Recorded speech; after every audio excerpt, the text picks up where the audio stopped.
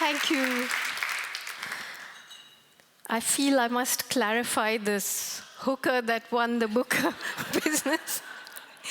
What happened was that at the time when I was writing about the big dams being built on the Narmada River, and I criticized a Supreme Court judgment, so I was hauled up for criminal contempt of court. I was facing a jail sentence, and the judges kept throwing this essay that I'd written called The Greater Common Good from one lordship to the next, and they would refer to me as that woman. So, which is when I started calling myself the hooker that won the Booker. And eventually they suggested that I must apologize or go to jail. And when I refused to apologize, they said, but she's not behaving like a reasonable man.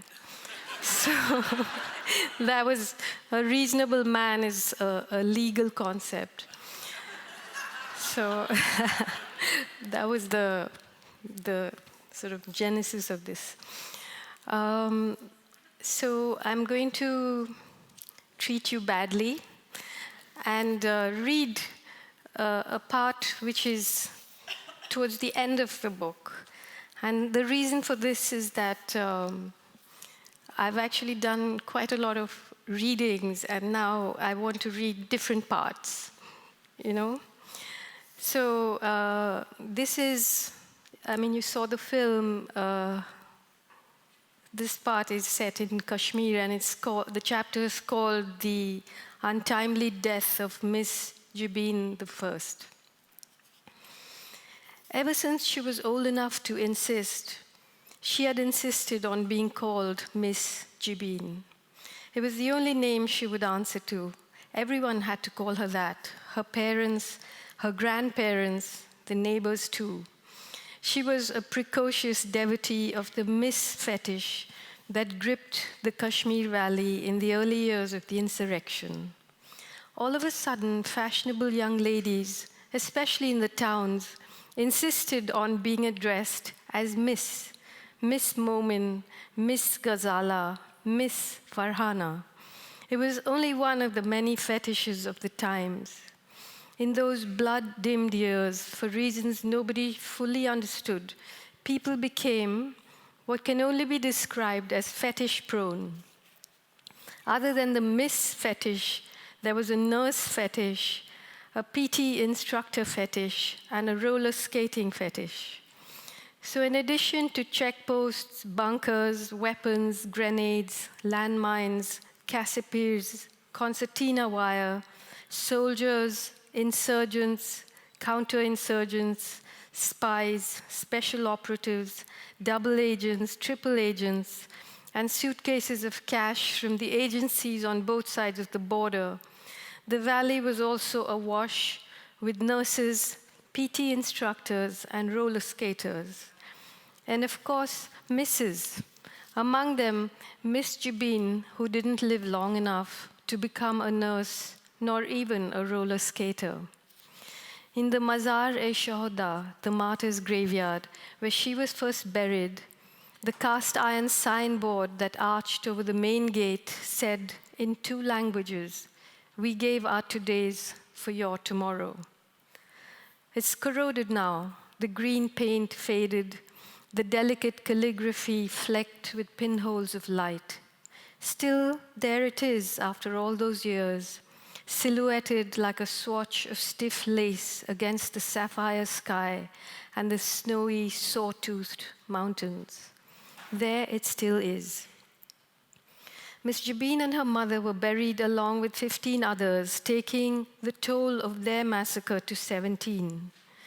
At the time of their funeral, the Mazar-e-Shohada was still fairly new, but was already getting crowded. However, the Intizamiya committee, the organizing committee, had its ear to the ground from the very beginning of the insurrection and had a realistic idea of things to come. It planned the layout of the graves carefully, making ordered, efficient use of the available space. Everyone understood how important it was to bury martyrs' bodies in collective burial grounds and not leave them scattered in their thousands like bird feed up in the mountains or in the forests around the army camps and torture centers that had mushroomed across the valley. When the fighting began and the occupation tightened its grip, for ordinary people, the consolidation of their dead became in itself an act of defiance. Martyrdom stole into the Kashmir valley from across the line of control, through moonlit mountain passes manned by soldiers. Night after night, it walked on narrow stony paths wrapped like thread around blue cliffs of ice, across vast glaciers and high meadows of waist-deep snow. It trudged past young boys shot down in snowdrifts, their bodies arranged in eerie, frozen tableaus under the pitiless gaze of the pale moon in the cold night sky, and stars that hung so low you felt you could almost touch them. When it arrived in the valley, it stayed close to the ground and spread through the walnut groves, the saffron fields, the apple, almond, and cherry orchards, like a creeping mist.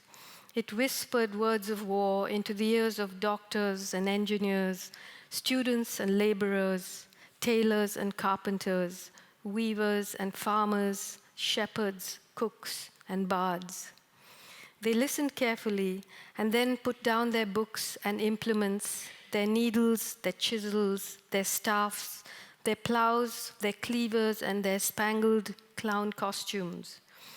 They stilled the looms on which they had woven the most beautiful carpets and the finest, softest shawls the world had ever seen, and ran gnarled, wandering fingers over the smooth barrels of Kalashnikovs that the strangers who visited them allowed them to touch. They followed the new Pied Pipers up into the high meadows and alpine glades, where training camps had been set up.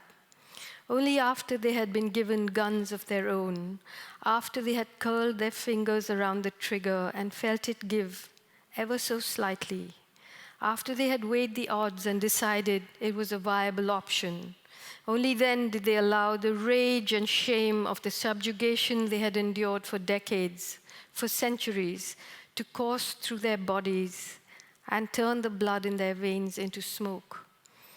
The mist swirled on an indiscriminate recruitment drive. It whispered into the ears of black marketeers, bigots, thugs, and confidence tricksters. They too listened intensely before they reconfigured their plans. They ran sly fingers over the cold metal bumps on their quota of grenades that was being distributed so generously, like parcels of choice mutton at Eid.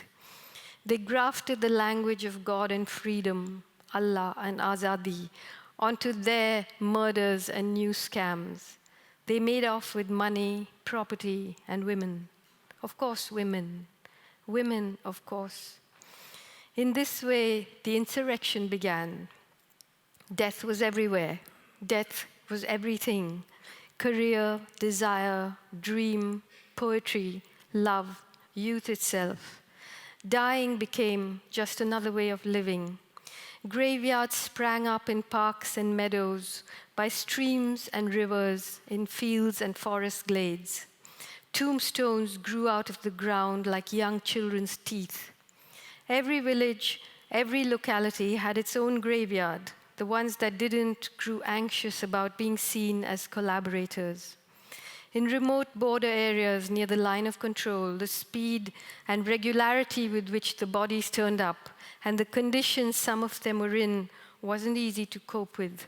Some were delivered in sacks, some in small polythene bags, just pieces of flesh, some hair and teeth. Notes pinned to them by the quartermasters of death said 1 kilo, 2.7 kilos, 500 grams. Tourists flew in, journalists flew out, honeymooners flew out, soldiers flew in. Women flocked around police stations and army camps, holding up a forest of thumbed, dog-eared, passport-size photographs grown soft with tears.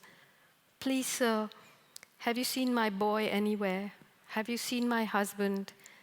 Has my brother by any chance passed through your hands? And the sirs swelled their chests and bristled their moustaches and played with their medals and narrowed their eyes to assess them, to see which one's despair would be worth converting into corrosive hope. I'll see what I can do. And what that hope would be worth to whom? A fee, a feast, a fuck, a truck full of walnuts.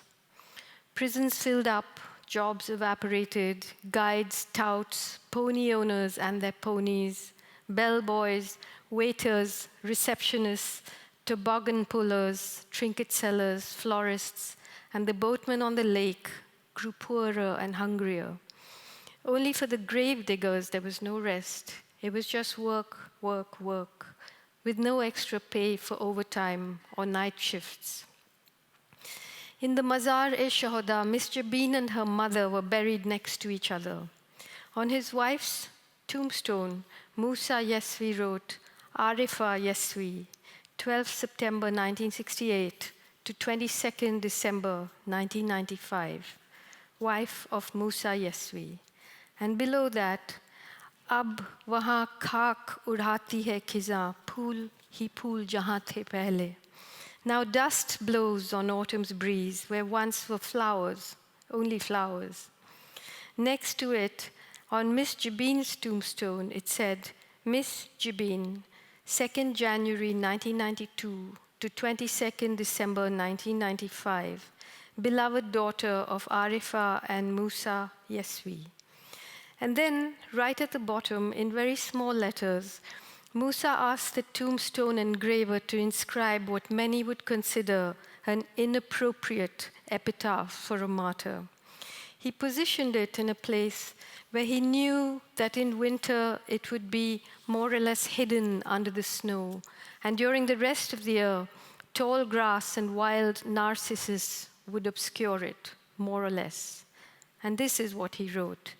Akh dalila one, yet mans na kaan balai as, na as kunhi janglas mans rozan. It's what Miss Jabin would say to him at night as she lay next to him on the carpet, resting her back on a frayed velvet bolster, washed, darned, and washed again, wearing her own ferren, washed, darned, and washed again, as tiny as a tea cozy, Firozi blue with salmon pink paisleys embroidered along the neck and sleeves, and mimicking precisely her father's lying down posture, her left leg bent, her right ankle on her left knee, her very small fist in his very big one. Akh Dalila one, tell me a story. And then she would begin the story herself, shouting it out into the somber, curfewed night, her raucous delight dancing out of the windows and rousing the neighborhood. Tell me a story. There wasn't a witch, and she didn't live in the jungle. Tell me a story, and can we cut the crap about the witch and the jungle? Can you tell me a real story? Cold soldiers from a warm climate patrolling the icy highway that circled their neighborhood cocked their ears and uncocked the safety catches of their guns. Who's there? What's that sound? Stop or we'll shoot. They came from far away and did not know the words in Kashmiri for stop or shoot or who. They had guns, so they didn't need to. The youngest of them, S. Murugesan, barely adult, had never been so cold, had never seen snow, and was still enchanted by the shapes his breath made as it condensed in the frozen air. Look, he said, on his first night patrol, 2 fingers to his lips, pulling on an imaginary cigarette, exhaling a plume of blue smoke. Free cigarette. The white smile in his dark face floated through the night and then faded, deflated by the bored disdain of his mates. Go ahead, Rajnikant, they said to him. Rajnikant is a Tamil film star. Smoke the whole pack. Cigarettes don't taste so good once they've blown your head off. They did get to him eventually. The armored jeep he was riding in was blown up on the highway just outside Kupwara. He and 2 soldiers bled to death by the side of the road. His body was delivered in a coffin to his family in his village in Tanjavur district, Tamil Nadu, along with the DVD of the documentary film Saga of Untold Valor, directed by a Major Raju and produced by the Ministry of Defense. S. Murugesan wasn't in the film, but his family thought he was because they never saw it. They didn't have a DVD player. In his village, the Vaniyars, who were not untouchable, would not allow the body of S. Murugesan, who was, to be carried past their houses to the cremation ground. So the funeral procession took a circuitous route that circled the village to the separate untouchables cremation ground right next to the village dump. To commemorate S. Murugesan's valor, the army contributed towards building a cement statue of Sepoy S. Murugesan in his soldier's uniform with the rifle on his shoulder at the entrance to the village. Every now and then, his young widow would point it out to their baby, who was 6 months old when her father died. Appa, she'd say, waving at the statue. And the baby would smile, mimicking precisely her mother's wave, a fold of baby fat spilling over her baby wrist like a bracelet. Appa, appa, appa, appa, she'd say, smiling. Not everyone in the village was happy with the idea of having an untouchable man's statue put up at the entrance, particularly not an untouchable who carried a weapon. They felt it would give out the wrong message, give people ideas. So 3 weeks after the statue went up, the rifle on its shoulder went missing. Sepoy S. Murugesan's family tried to file a complaint, but the police refused to register a case, saying that the rifle must have fallen off or simply disintegrated due to the use of substandard cement, a fairly common malpractice, and that nobody could be blamed. A month later, the statue's hands were cut off. Once again, the police refused to register a case, although this time they sniggered knowingly and did not even bother to offer a reason. 2 weeks after the amputation of its hands, the statue of Sepoy S. Murugesan was beheaded. There were a few days of tension. People from nearby villages who belonged to the same caste as S. Murugesan organized a protest. They began a relay hunger strike at the base of the statue. A local court said it would constitute a magisterial committee to look into the matter. In the meanwhile, it ordered a status quo. The hunger strike was discontinued. The magisterial committee was never constituted. In some countries, some soldiers died twice. The headless statue remained at the entrance of the village. Though it no longer bore any likeness to the man it was supposed to commemorate, it turned out to be a more truthful emblem of the times than it would otherwise have been. S. Murugesan's baby continued to wave at him. Appa, appa, appa. Thank you.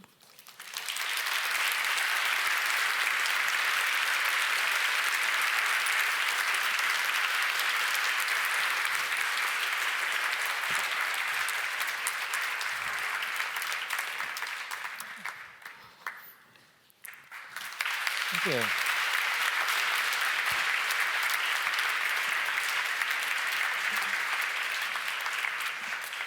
Well, it is a thrill and an honor to be here on stage with you. I'm one of your 8 million fans. I believe that's the last book sales figure that I saw for The God of Small Things. And I've been following you since that book came out for the last 20 years. And I'm also a fiction writer, but also a nonfiction I know that. writer. And a beautiful fiction writer. Thank you so much. I need to write this down so I can put it on the next book jacket. Yes. But I do fiction and nonfiction, so I'm fascinated by your movement back and forth between fiction and nonfiction, and I also hope that I could become a writer who engages in politics as much as you do. And I told you off stage that we were going to start with that, but I didn't know you were going to read this passage. I actually want to start with the passage and some of the things that were raised in the film that you showed. And in that passage that you read was so beautiful, but also obviously so sad at the same time. There's a lot of death happening. There's the Indian occupation of Kashmir. There's the Kashmiri revolution against that. There is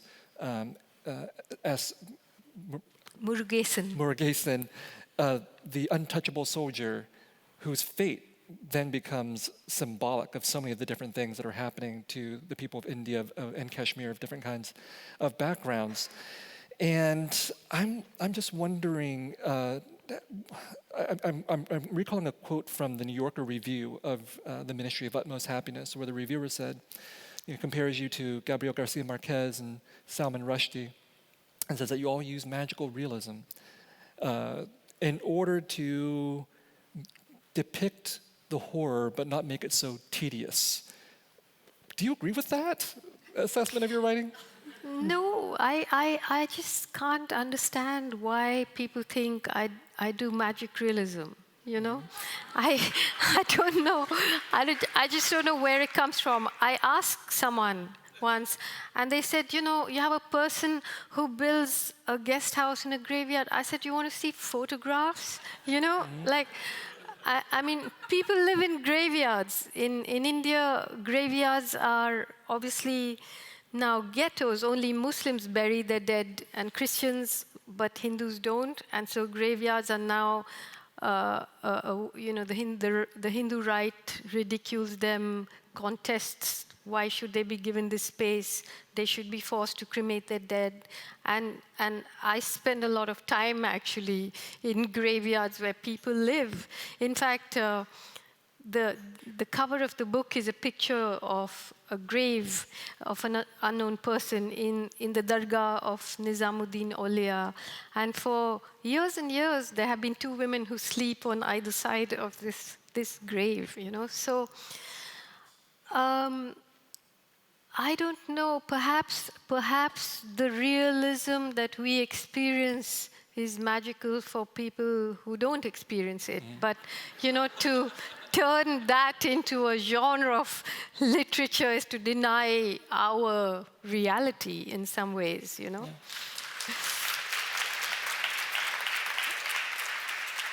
I think Garcia Marquez said something of the same sort, where he said, this is the only mode that we can use to depict what's actually happening here.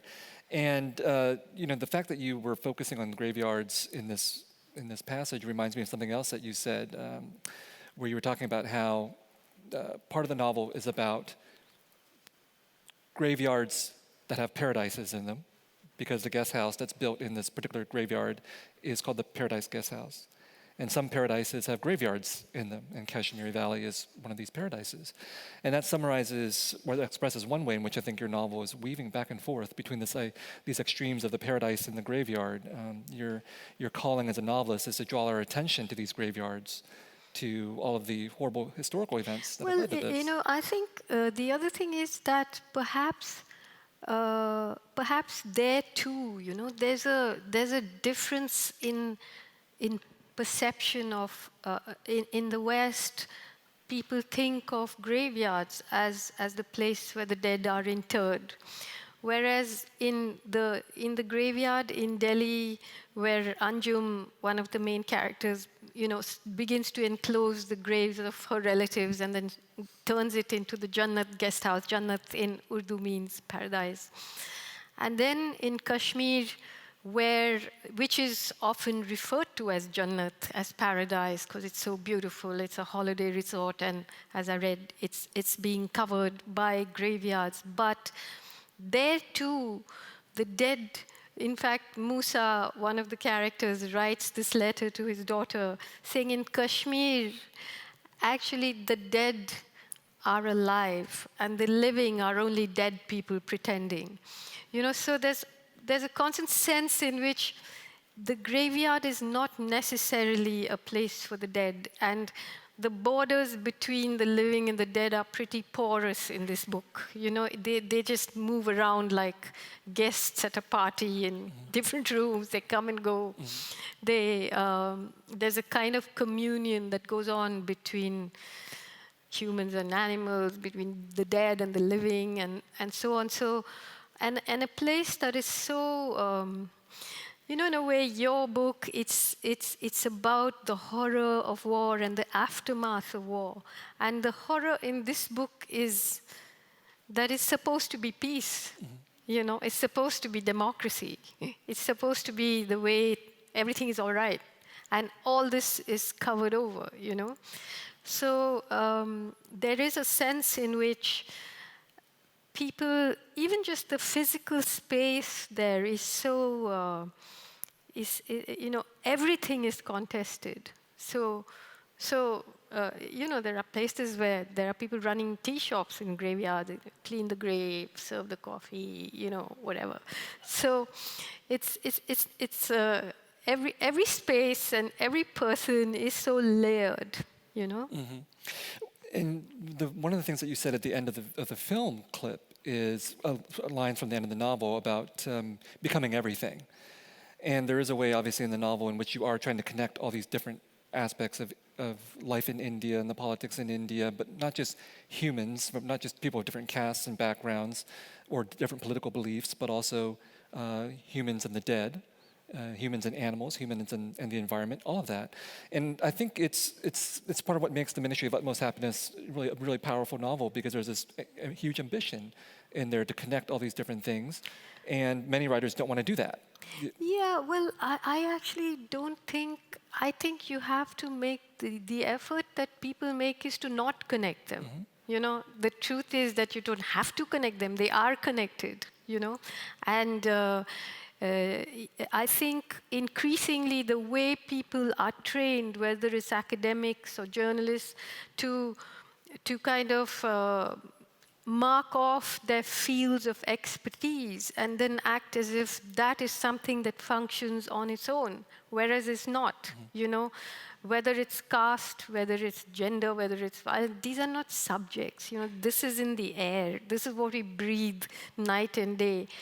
And it's extraordinary to me that many intellectuals, academics, writers have managed to, for example, just act as though caste doesn't exist in India, whereas it's the motor that runs society, But being able to put these things into silos and then, endow chairs and have special, sections about this and that. It's a form of depoliticization, which is dishonest, really. I hold an endowed chair, but anyway, I totally agree with you. Sorry. And,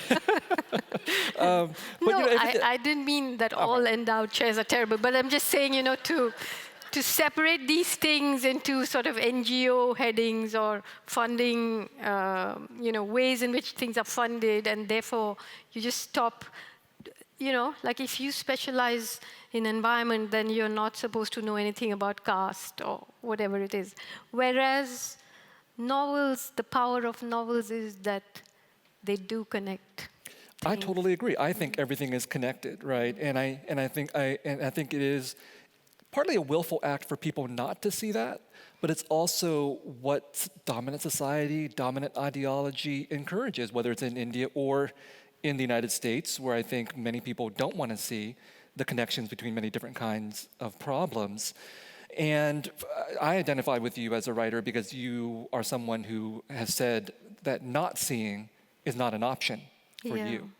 I'm curious as to when that realization happened. Was it gradual, or was there a sudden moment where you felt that you did see these connections that other people weren't seeing? Well, in my case, the thing is that I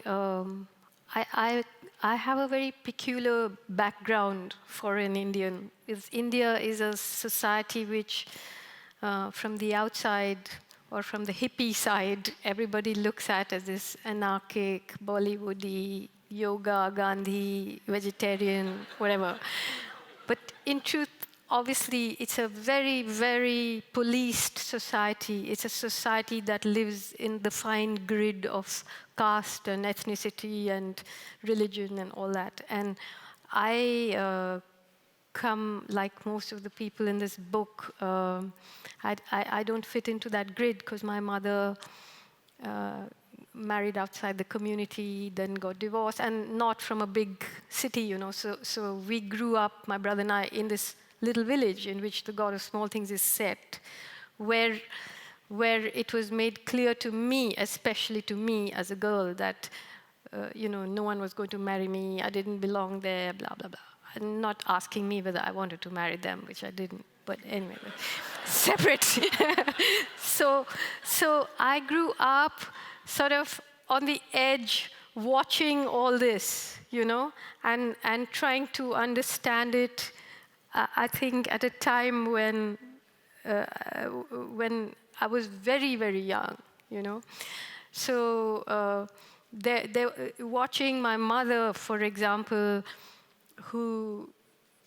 who's like someone who escaped from the sets of a Fellini film, but at that time she was very, very, very harsh to me and my brother. But because there was so much harshness directed at her for the choices she had made, and so as a very young person, you're struggling to understand things in adult ways, and of course you misunderstand things too. But so this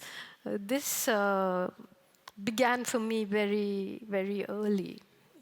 I think there was a moment where you were also talking about after you had graduated from college, I think, and then you had gone off to Goa with a boyfriend at the time, and you, or maybe even before this, you were poor, basically, as a poor student, and then poor postgraduate life, that you really felt identification with people who were living in poverty, and that this had been something that you have never left behind, never forgotten. Yeah.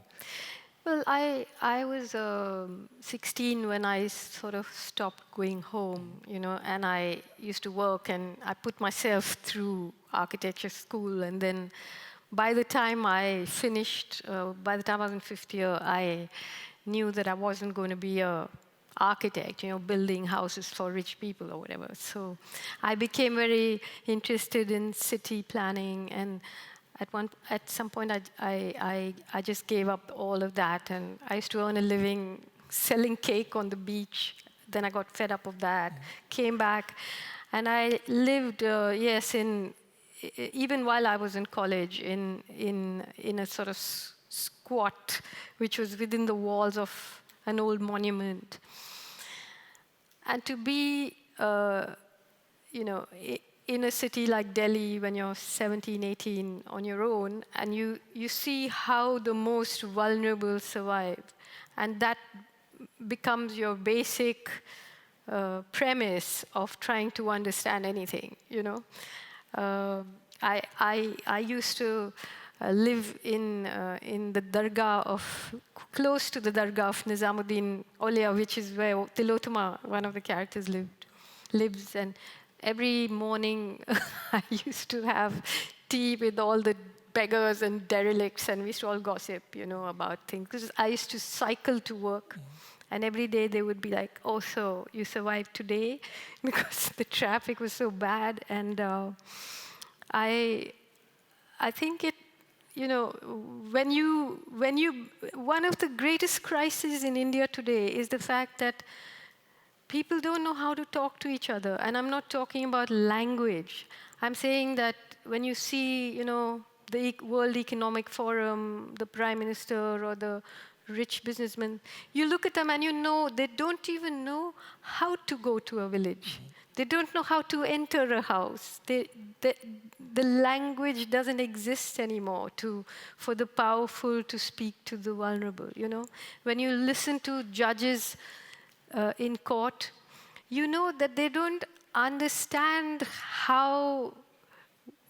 If you go to a village like in the forests of central India, and you steal all the chicken and you shoot holes in the vessels, it sounds like a joke in New York, right? But there, it means you can just die of thirst because you can't go 4 miles and collect water and bring it back. You don't have shops to buy another vessel. You don't, but in the Supreme Court, listening to the case of the mining companies versus these people, that's a joke because they have forgotten what vulnerability means. So this capacity for empathy, for great empathy for a wide range of people and wide range of characters certainly marks your work, whether it's fiction or nonfiction. But something else that you brought up in what you just said was your willingness to actually go out and talk to people. And I'm speaking as someone who hates talking to people. I like sitting in a room writing, but you are someone who actually, besides doing that, also likes to go out and engage with people. And it seems like one kind of a writer is the writer who writes alone, and another kind of writer is a writer who writes in solidarity. And I think that word has come up often in the interviews I've read of your work, that you see yourself as being not just an isolated voice, but as someone whose fiction and nonfiction is not supposed to represent other people, not supposed to be the voice for the voiceless, for example, but is working in concert with these social and political movements and all of that. I don't know if there's a question here, but I just want to point it out that you're a different kind of writer for doing that. Well, it's actually I'm actually sometimes I keep telling people I'm a social cripple. Like I can be here and talk to people, but like I find it very hard to go and have dinner with 7 people or something, that way. But more than talk to people, I think what I like to do is to listen to people, because people forget how to listen, and there's something very beautiful about just listening,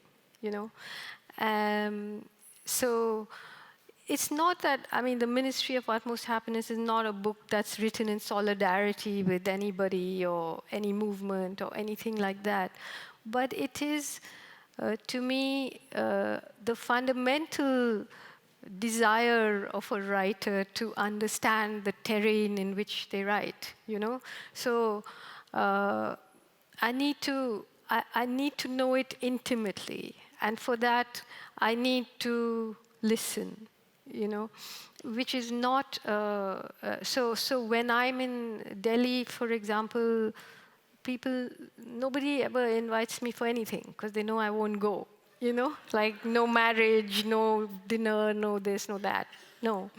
But these journeys into the forest, the journey, for example, spending weeks with the Maoists, like the footage that you saw of those women comrades, if the camera had panned a little more, I was there with them.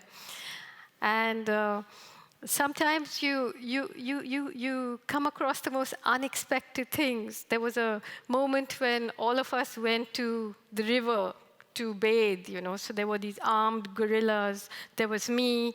There were women farmers, all, bathing in the same river. And you think, what a moment that is, Or late at night, when everyone's asleep, one of the comrades is busy on his solar-powered computer. So I asked him, what are you doing? So he said, I'm writing a clarification. Then he laughed and he said, we could publish like several volumes of clarifications. So I said, what is the funniest clarification you've ever had to make? So he said in Hindi, Bhai, humne गाय को हथौड़े से नहीं मारा, which means, no, brother, we did not hammer the cows to death. So it was because one of the election promises by the man who was standing for chief minister was that if he won the elections, he would give every indigenous person's family a cow. So when he won the elections, he was distributing these aged cows, right, to people. So there were these cow contractors who were taking these old cows who will bloody die on the way and things. And then they decided the best way to get out of this tedious thing was to just say the Maoists kill them, And so these guys are like from the forest saying, no, we didn't kill them. So the thing is, you know, how do you understand the bizarreness of this place that I live in, all these languages, all this, you know, it's only through, you know, delightful listening. So when people talk about free speech, some of us often say free speech and fearless listening. You know. Delightful listening. You delightfully listen to a whole panoply of characters in your book. Now, that panoply of characters includes not just the revolutionaries and the freedom fighters and the downtrodden and so on, but also people who are not so necessarily nice. People like Garson Hobart and Major Emmerich Singh. I don't know if you want to tell the audience a little bit about these characters, but is it delightful to listen to people like that? Because I assume you have to all the time. Oh, it's fascinating, you know.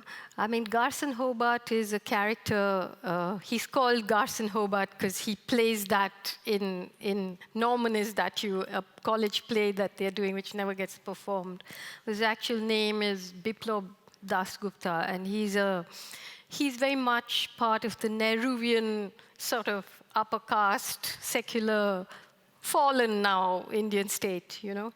And he's a brilliant guy, you know. So for me, writing Garson Hobart was like coming close to schizophrenia, because he's the enemy that you don't want to have, you know.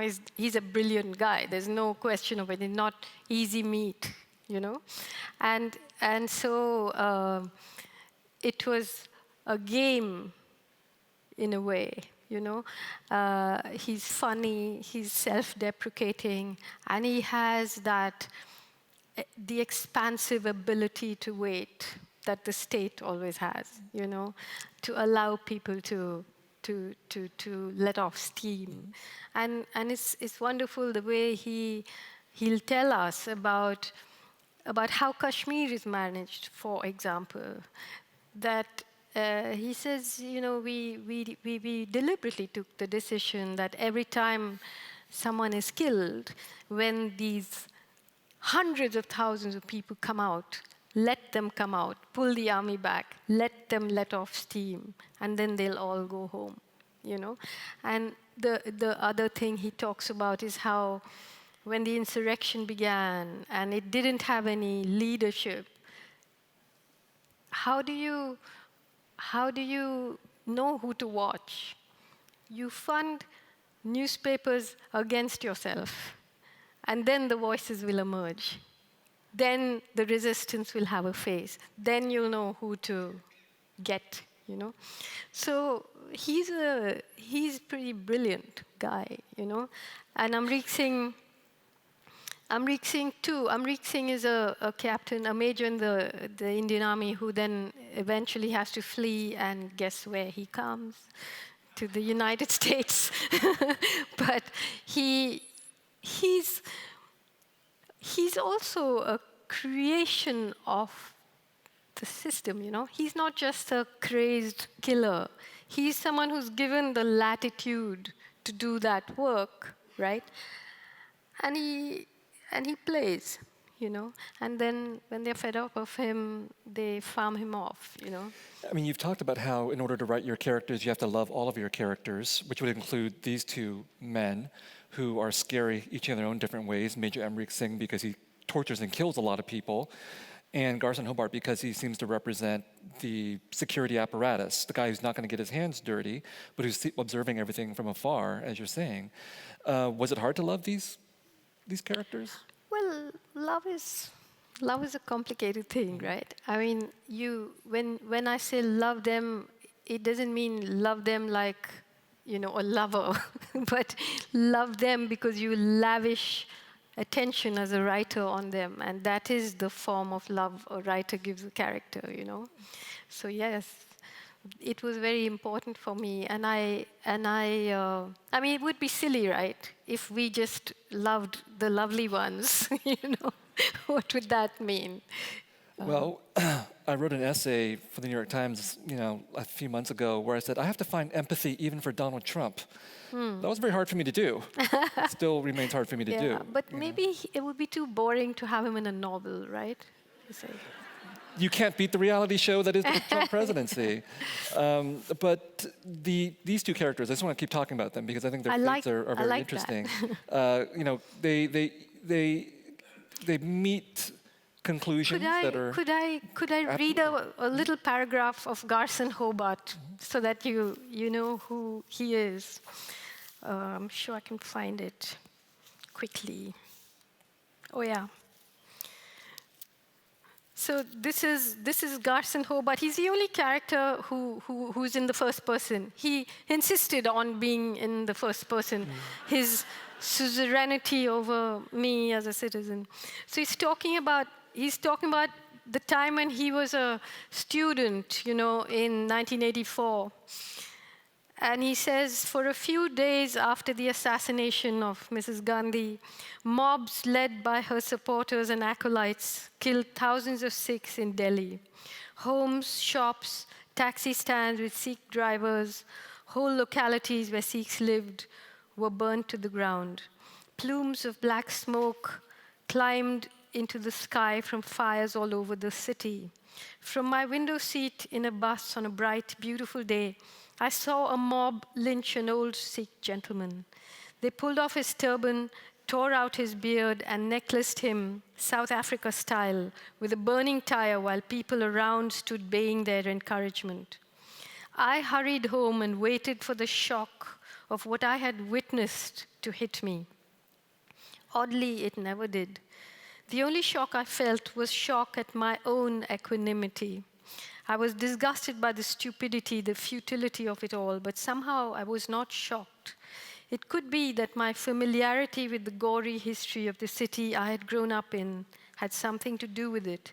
It was as though the apparition whose presence we in India are all constantly and acutely aware of had suddenly surfaced, snarling from the deep, and had behaved exactly as we expected it to. Once its appetite was sated, it sank back into its subterranean lair, and normality closed over it. Maddened killers retracted their fangs and returned to their daily chores. Normality in our part of the world is a bit like a boiled egg. Its humdrum surface conceals at its heart a yolk of egregious violence. It is our constant anxiety about that violence, our memory of its past labors, and our dread of its future manifestations that lays down the rules for how a people as complex and as diverse as we are continue to coexist, continue to live together, tolerate each other, and from time to time, murder one another. As long as the center holds, as long as the yoke doesn't run, we'll be fine. In moments of crisis, it helps to take the long view. So this is even before he's become a bureaucrat, So part of the plot of the novel is that Garson Hobart's Tilo and Musa, who becomes one of the Kashmiri freedom fighters, all went to college together. And there's a moment towards the conclusion of the novel where Musa and Garson Hobart actually meet decades after their college years, and obviously they're now on opposing sides of this political divide. And Musa makes a prediction.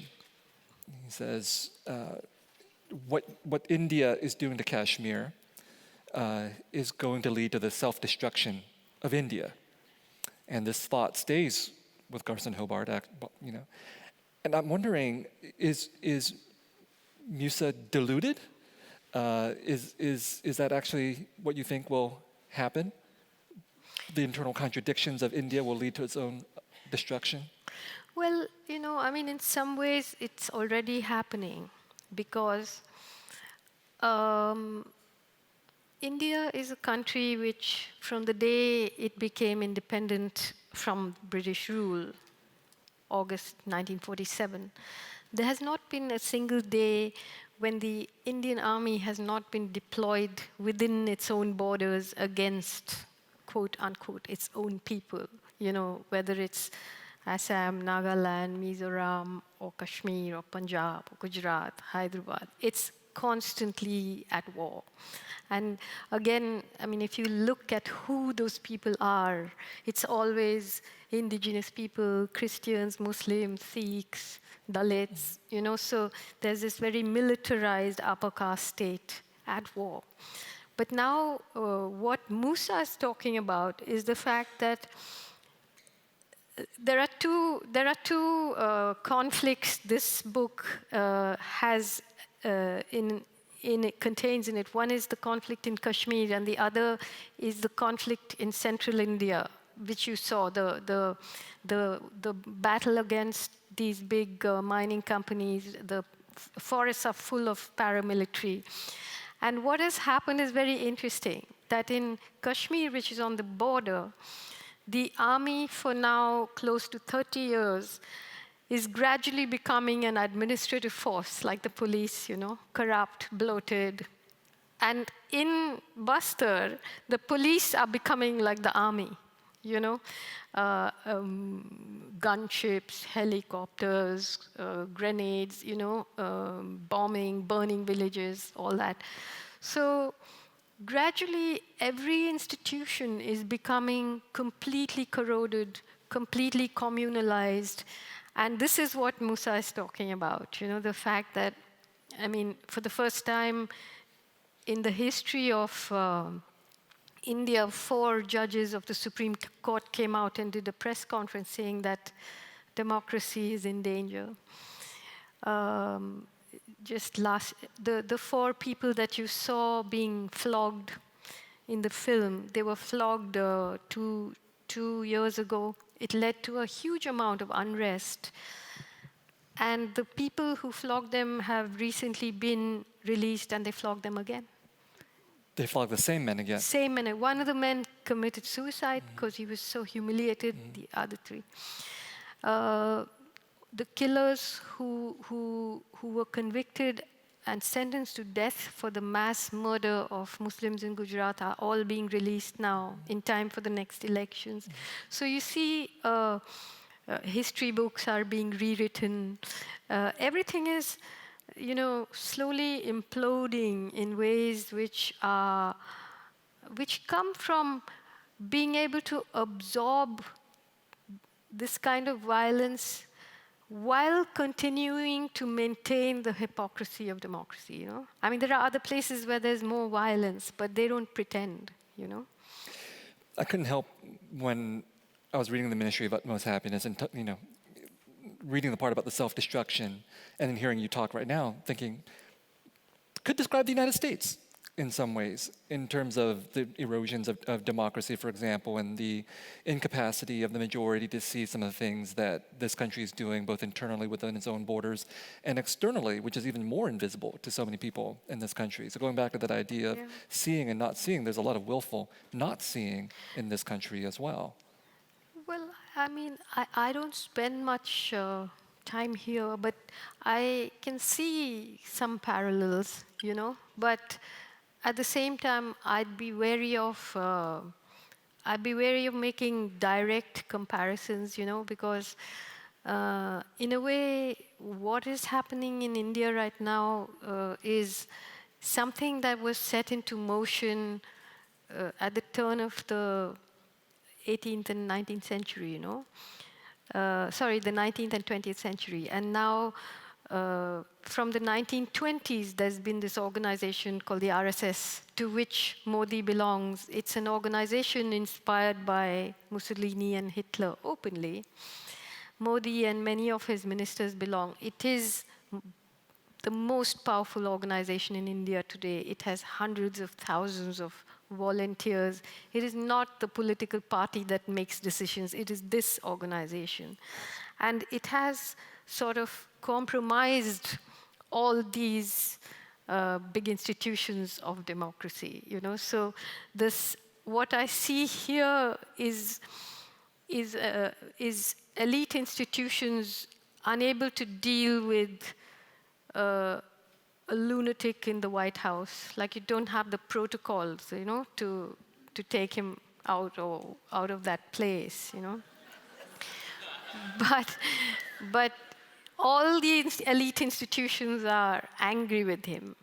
Whereas in India, the elite institutions are with this program at the moment, So it's, you're seeing a situation where 150 million Muslims are being ghettoized, their economic base has been eroded.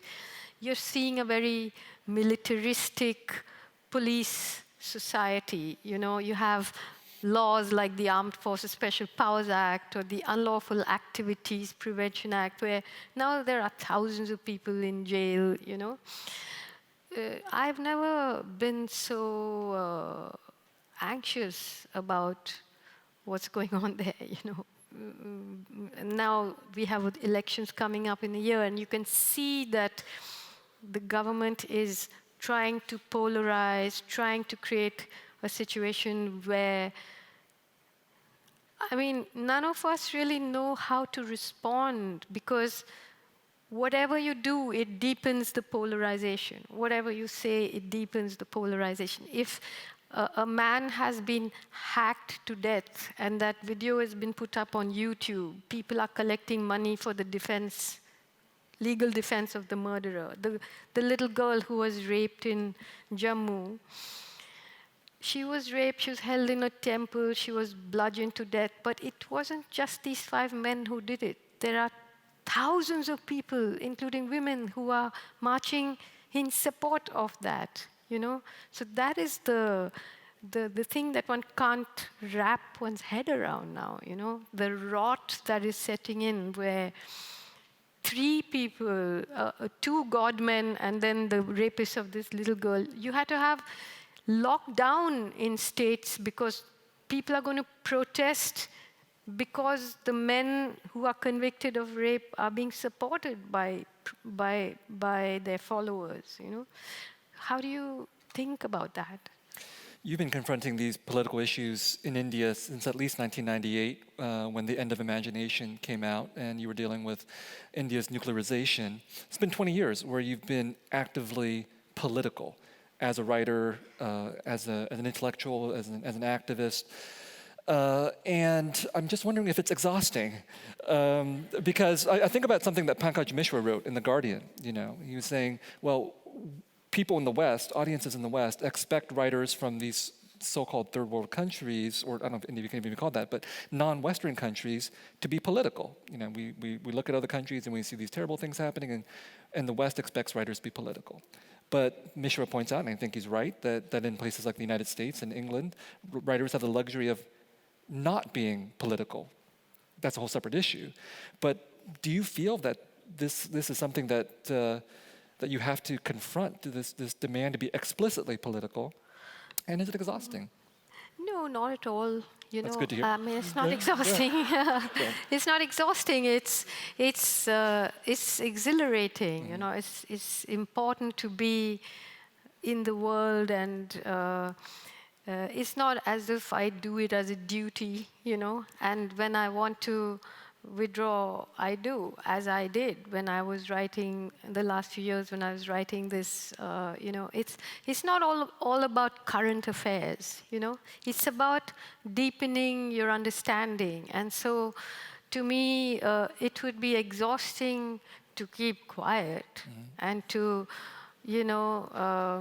sit, yeah, I would. It would be exhausting, and it would be terribly boring, I was just speaking to some young students who asked me, how do you deal with the trolling and the hatred which many of us have to deal with? I said, imagine if they liked me. Like, how horrible would that be? So you got to be up for it. I'm up for it. It's not. We're not trying to be cute here.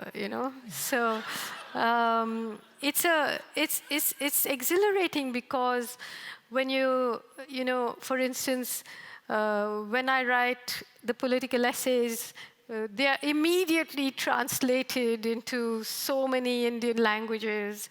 I remember when I wrote Walking with the Comrades, I finished copy editing it at midnight office of Outlook, and I came to speak in San Francisco, and while I was speaking, people had already made it into a book and were distributing it at the back, saying, with permission of the author. I was like, really? You know? But it belongs to everybody, you know. So people ask me, how do you get feedback for your work? I said, I just stand at the traffic lights, you know. It's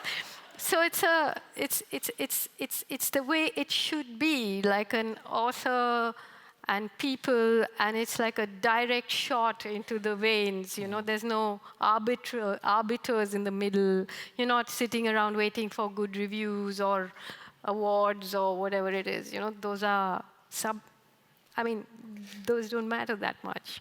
So I think someone called you a writer activist in one of your interviews, or I don't know what it was, but you said, no, you object to this term writer activist because it seems to imply that a writer should not be an activist, and you're identifying yourself as one of these writers I said that I just wondered where this word activist came from, like who started it, you know?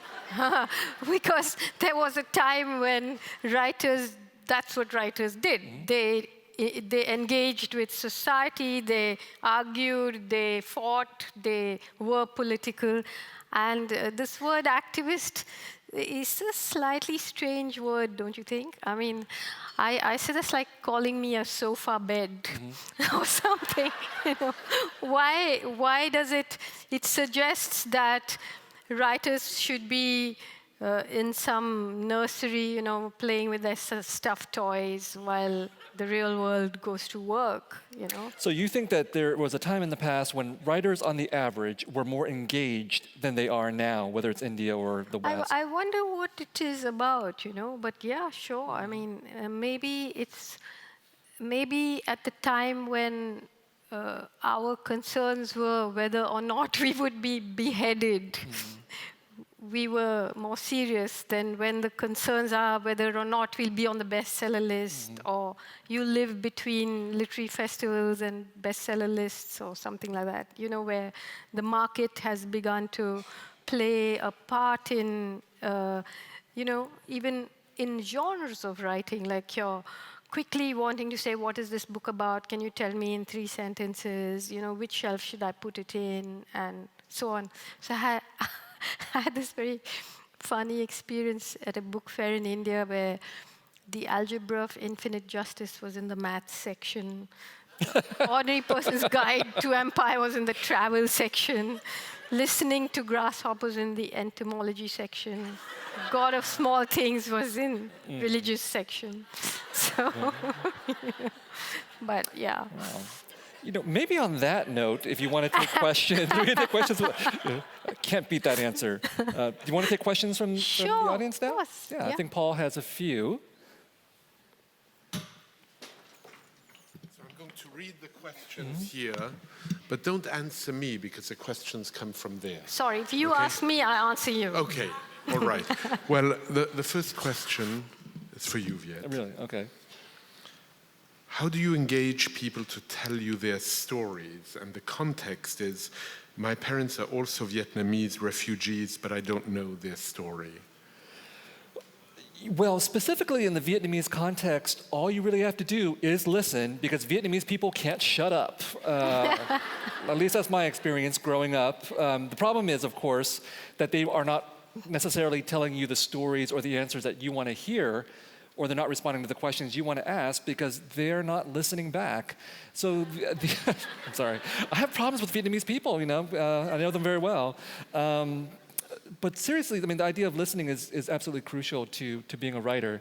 Whether it happens to be you listening to someone next to you on the airplane, you know, you get a real exposure to human nature and the realization that most people want to talk, but they don't want to ask questions and listen.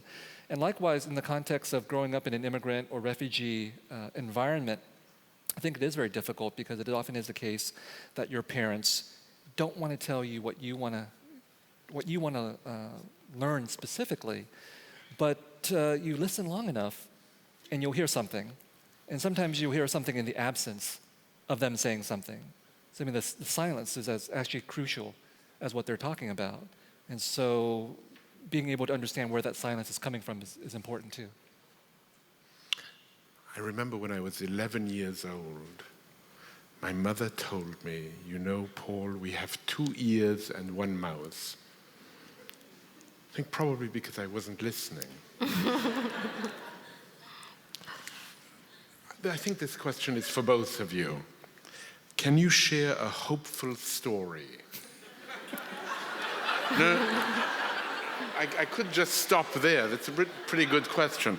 Can you share a hopeful story of successful activism against great odds, adversary, for this time of challenge and polarization?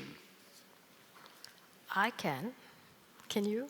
I hope so. I think that's the answer. Yeah. No, I mean, for example, once again, the people that you saw in the footage, you know, the militants, they are, I mean, there's a guerrilla army in that forest. 40% of them are women, armed guerrillas. And they are fighting the takeover of their lands by huge mining companies. Now, they've actually pushed them back.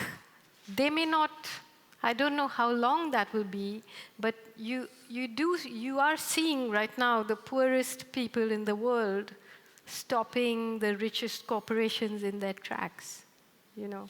And people in India who are fond of sitting in their television studios and talking about Gandhi and talking about nonviolence, they, you know, call these people terrorists often. And once I was speaking to a room full of Gandhians, and I said, look, some of them are even dressed as Gandhi, so, you know, imagine. So I said, see, if you're living in a village, 4 days walk, a deep forest village, 4 days walk from the main road, and 1,000 paramilitary come and burn the village and rape the women, what form of nonviolence are you prescribing here? You know, like, should they go on a hunger strike? They're already starving. What should they boycott? They have nothing to buy or own to boycott, you know? And nonviolence is fine political theater, but you must have an audience. They don't have an audience. They don't have a superstar. So it is a tactic, you know? So to me, there is a widespread resistance to all forms of dispossession going on in India right now. Some of it is militant, some of it is not, but all of it is tactical, and it really matters, and it does sometimes succeed or slow things down. I'll take a slightly different tack, you know, talk about it in the American context and talk about how, you know, I think for many of us who are people of color or who are immigrants or refugees, we feel that this is a real moment of crisis because there's rising xenophobia and anti-refugee and anti-immigrant feeling in this country.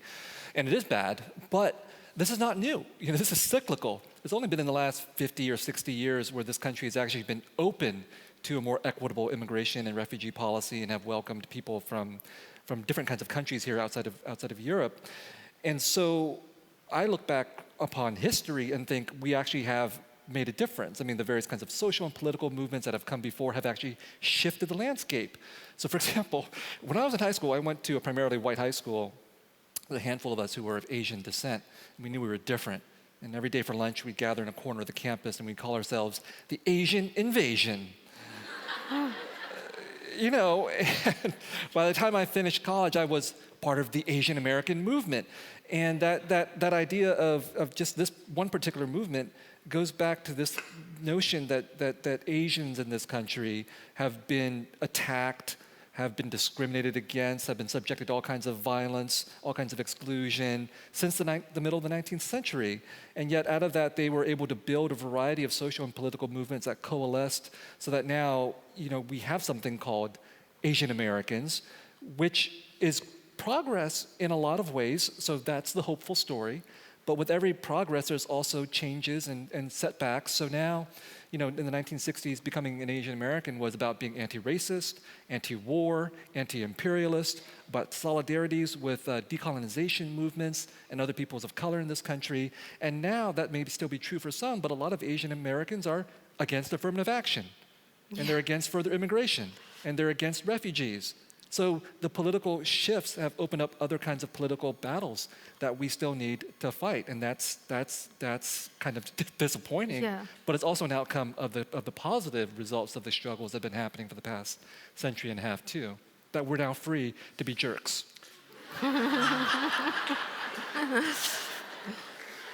Well, I have a question here, which is the shortest question ever asked. It's just one word. Oops. Trump, question mark.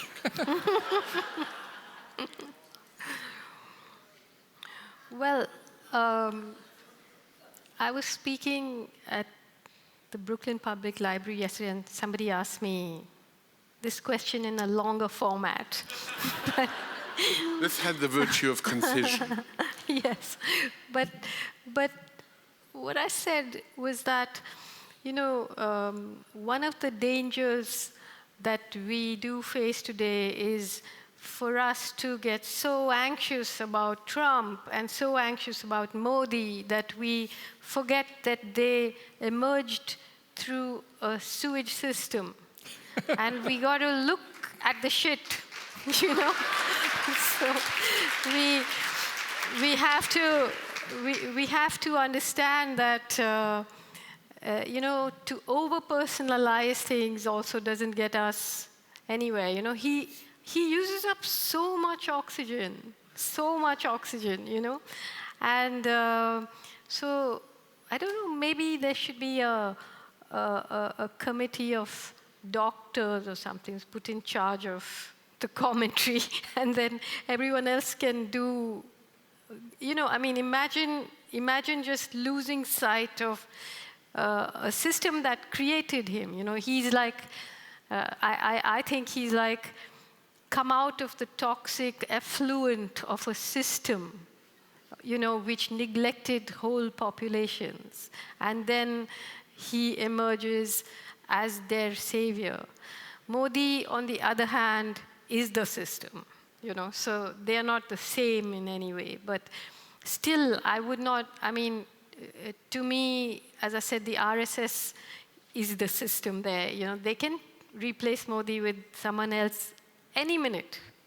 But so I would say we should allocate us a little space for Trump, but we shouldn't spend all our energy talking about him all the time.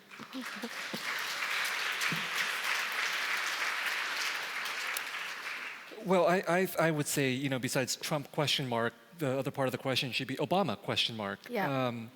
Because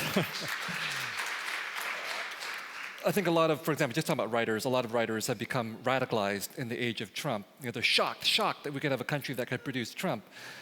And they should be shocked, but they weren't shocked that we had a country that could produce Obama Who had a either. kill list. Yeah. And so for me, when we talk about the system, it's important to understand that Trump is not a surprise. He's an outcome of that America is designed to produce. America has been Trump since the founding of this country. And it goes in cycles, and so we are completely a country that can elect President Obama in one cycle and President Trump in another cycle. These are both facets of the American contradiction that are born out of genocide and slavery and the desire to forget those kinds of things, which leads us to lionize President Obama. But they're both facets of a system that are part of American imperialism, are part of an American military-industrial complex that the Indian Army deploys within its own borders. The U.S. Army and Air Force and military deploys on 800-plus bases around the world. We're much more dangerous than India and Modi, I think. But focusing on Trump does allow us to forget that by blaming him when actually it's, like you're saying, the system. And simply electing a Democratic president in the next cycle, which I hope we do, And isn't necessarily going to solve I anything. mean, if you just look at how many, I mean, Vietnam, Korea, all of that, even just now, post 9/11, how many countries have been destroyed? And what is this myth about radical Islam, you know? I mean, Syria is not radical Islam, Libya is not a radical Islam, Iraq was not radical Islam. So radical Islam is the best friend. And radical Islam is the enemy that they would like to have, but actually what is being destroyed is something else. You know? Arundhati, I'm going to put you a tiny bit on the spot. You were aware that Viet is a writer, and I was thinking that you might ask him a question about his work.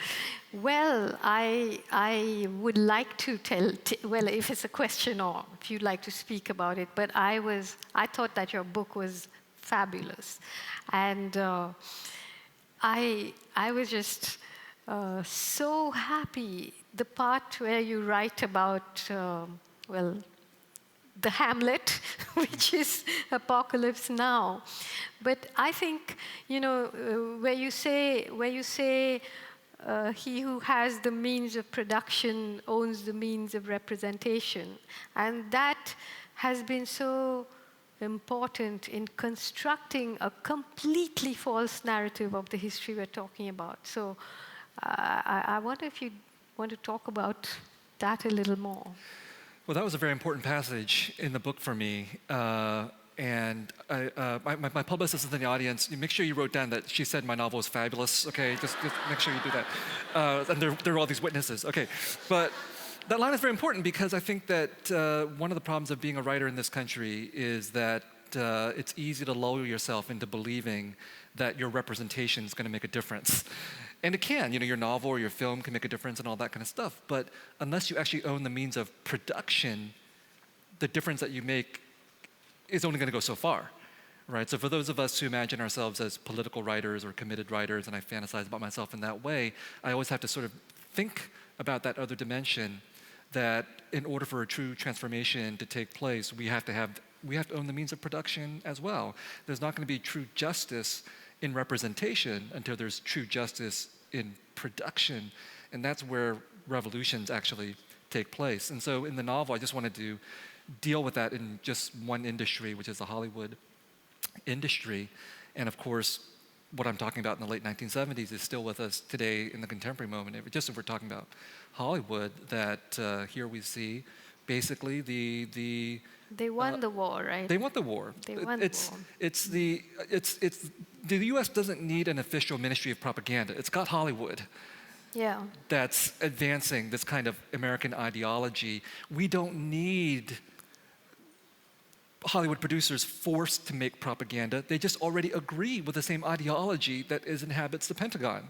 And that's what I wanted to illuminate in that passage. But what I must tell you is that in India, you know, and especially in Kerala, which was, of course, the first ever communist government in the world, it had such a huge part in our imagination on the other side, you know.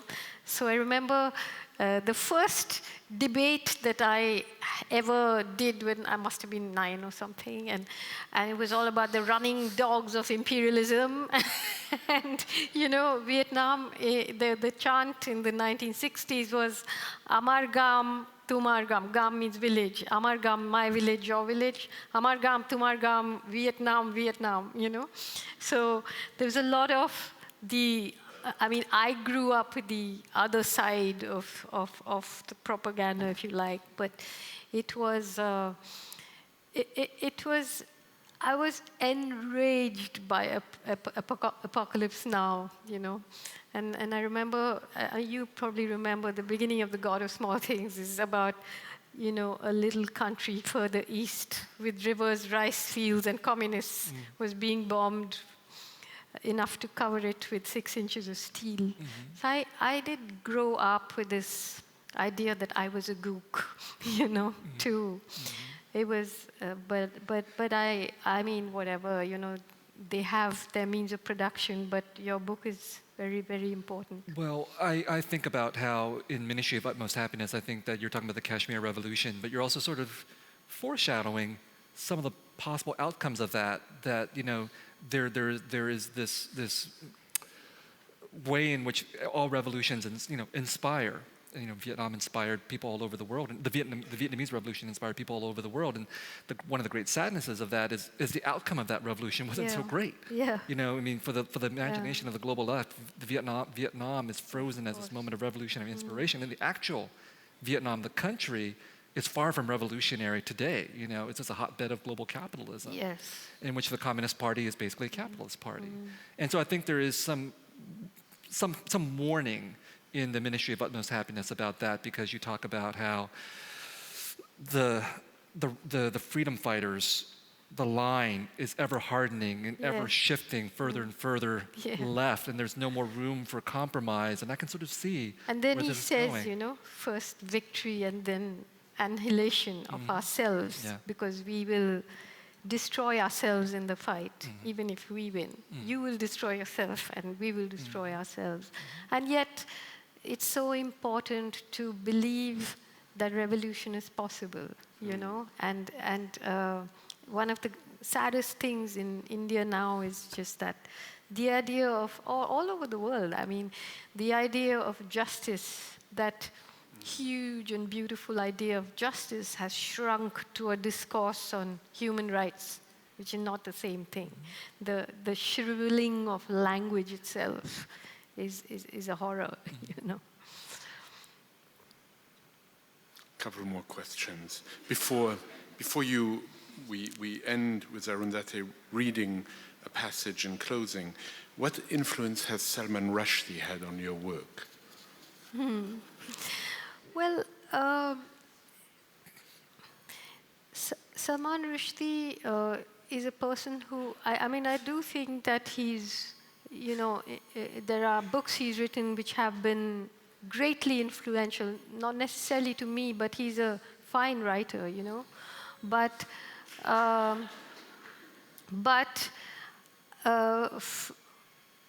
for me, language, for example, when one of the things I'll be doing when I go back from here is next month, the Sebald lecture on literary translation, in which language, historically, people have made fun of Indians speaking English, forgetting how ridiculous they might sound if they try to speak Hindi or Telugu or anything, And so for me, language, I have a slightly different approach to the beauty of people who try and express themselves in other languages. They stretch and bend the language, and the grace of their mistakes expands language and makes it beautiful. So for me, The Ministry of Utmost Happiness is a book imagined in several languages, even if it's written in English. So, but I do think that Rushdie, I really admire his ambitions, his literary ambitions,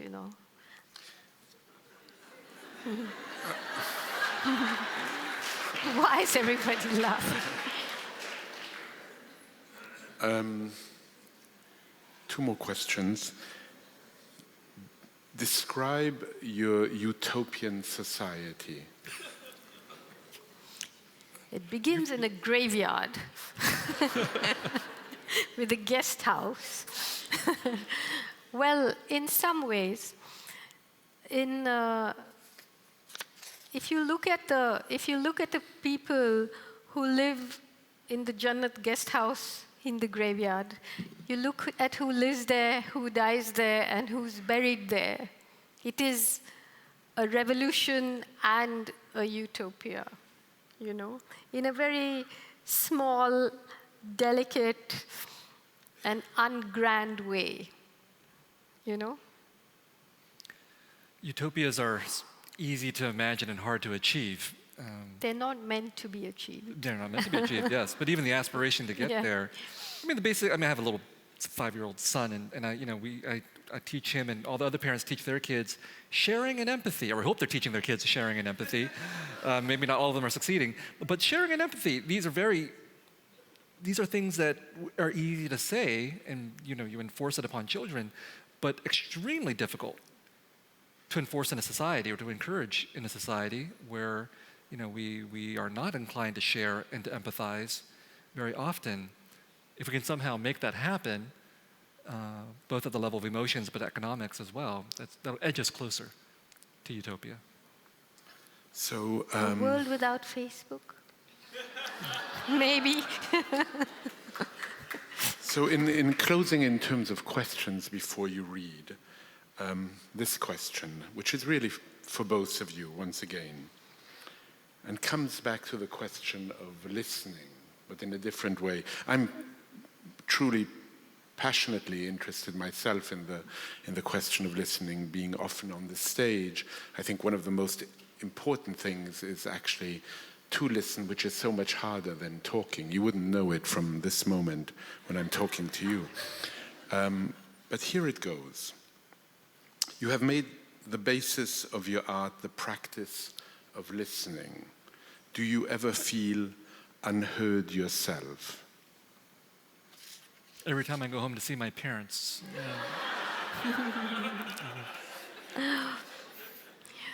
Well, I think on a serious level, one of the big problems that has begun to face us, but is going to become more serious than we know, is the way today real news and fake news are like 2 fizzy drinks available across the counter, and you can buy whichever one you want. So everybody can make you into whatever they want. They can put words in your mouth. They can, so whether it's being unheard or whether it's being, deliberately misinterpreted or just outrightly invented, These are things that are going to be pretty terrifying, where, for example, let's look at the rape of the 8-year-old girl that happened a month ago. Within a few months, there is going to be a debate about whether it happened at all. It was just propaganda. Did the Gujarat massacre actually happen? Oh, it's just lies, So the danger is even worse than being unheard, and I think we don't really know in any way how to deal with what is coming in terms of technology, Before we hear Arundhati Roy read, could we both thank Viet and Arundhati for tonight? Thank you.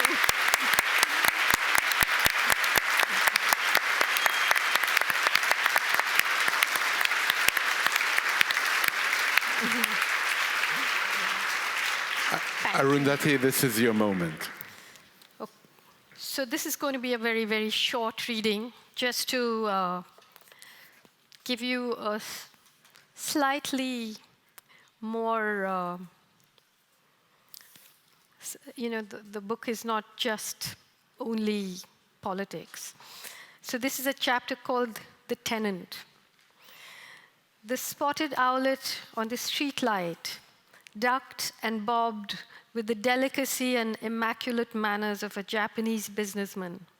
He had an unobstructed view through the window of the small bare room and the odd bare woman on the bed.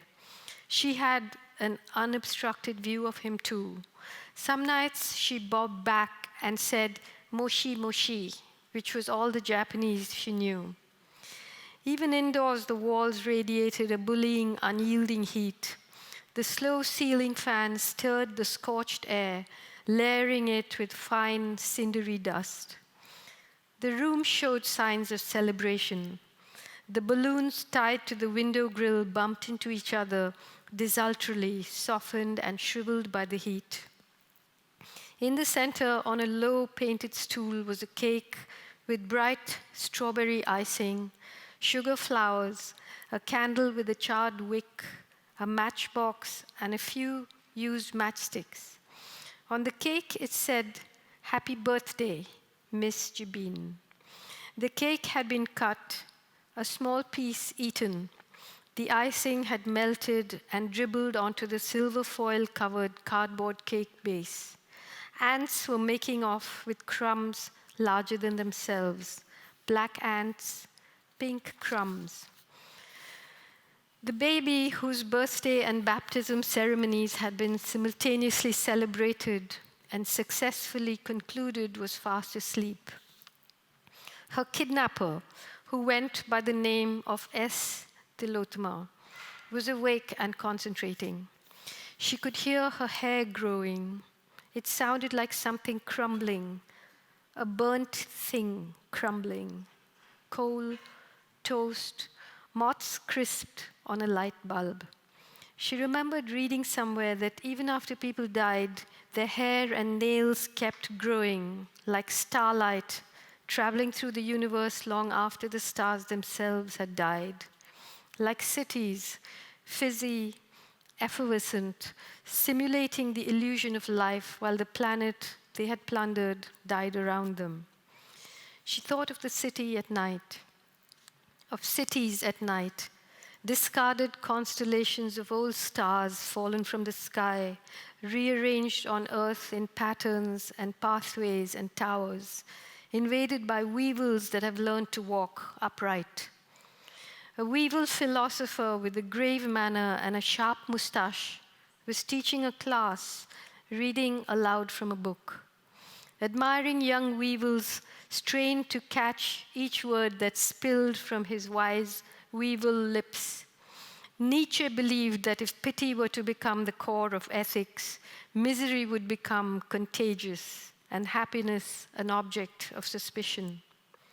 The youngsters scratched away on their little notepads. Schopenhauer, on the other hand, believed that pity is and ought to be the supreme weevil virtue. But long before them, Socrates asked the key question: why should we be moral? He had lost a leg in Weevil World War IV, this professor, and carried a cane. His remaining 5 legs were in excellent condition. Airbrush graffiti sprayed on the back wall of his classroom said, "Evil weevils always make the cut." Other creatures crowded into the already crowded classroom. An alligator with a human skin purse, a grasshopper with good intentions, a fish on a fast, a fox with a flag, a maggot with a manifesto, a neocon newt, an icon iguana, a communist cow, an owl with an alternative, a lizard on TV. Hello and welcome. You're watching Lizard News at 9. There's been a blizzard on Lizard Island. The baby was the beginning of something. This much the kidnapper knew.